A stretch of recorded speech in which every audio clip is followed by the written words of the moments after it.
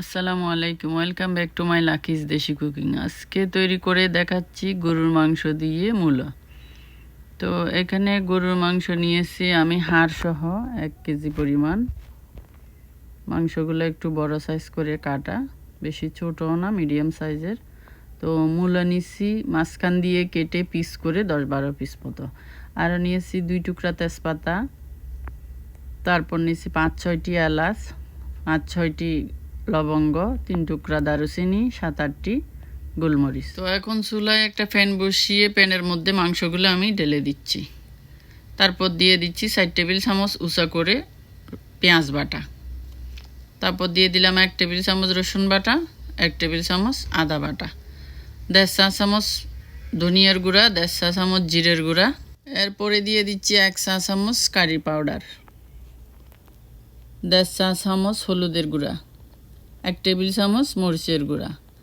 তারপরে দিয়ে দিলাম তেজপাতা, দারুচিনি, লবঙ্গ, এলাচ, গোলমরিচ, সাথে দিয়ে দিলাম পরিমাণ মতো লবণ। লবণটা স্বাদ অনুযায়ী দিয়ে দিবেন, যার যার পছন্দ অনুযায়ী। তারপর দিয়ে দিচ্ছি আমি 1/2 কাপ অলিভ অয়েল।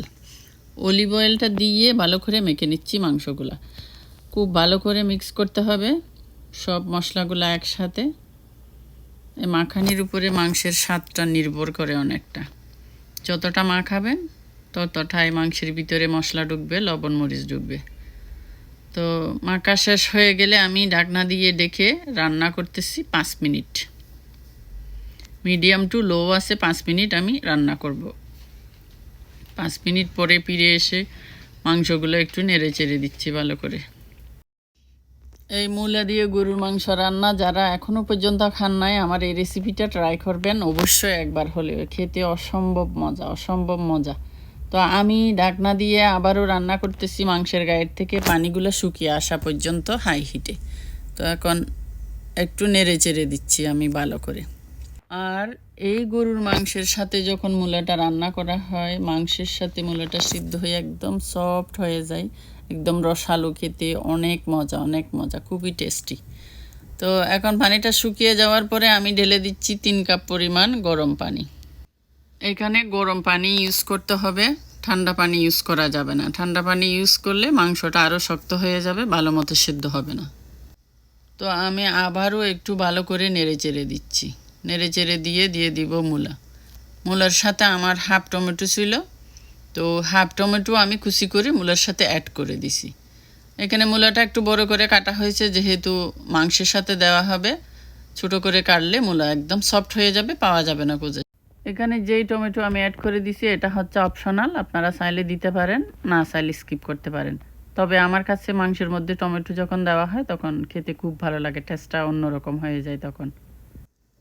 এই রেসিপিটা এত মজা হবে আমি আগে ভাবতেই পারিনি। তো যারা এখনও রান্না করেন নাই, খুব শীঘ্রই রান্না করে খেয়ে নেবেন।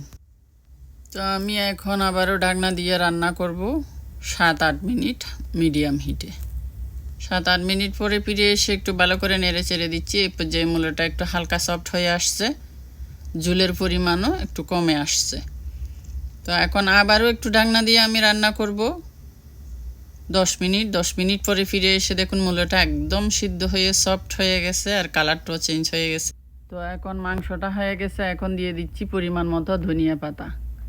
মূলা দিয়ে যখন গরুর মাংস রান্না করা হয়, ধনিয়া পাতা পড়লে টেস্টটা অন্যরকম হয়ে যায়, সেই রকম লেভেলের মজা। ট্রাই করে দেখবেন একবার হলেও। দেখুন কালারটা কত সুন্দর হয়েছে, আর মাংসগুলো সিদ্ধ হয়ে গেছে, মূলাটা একদম সফট হয়ে গেছে।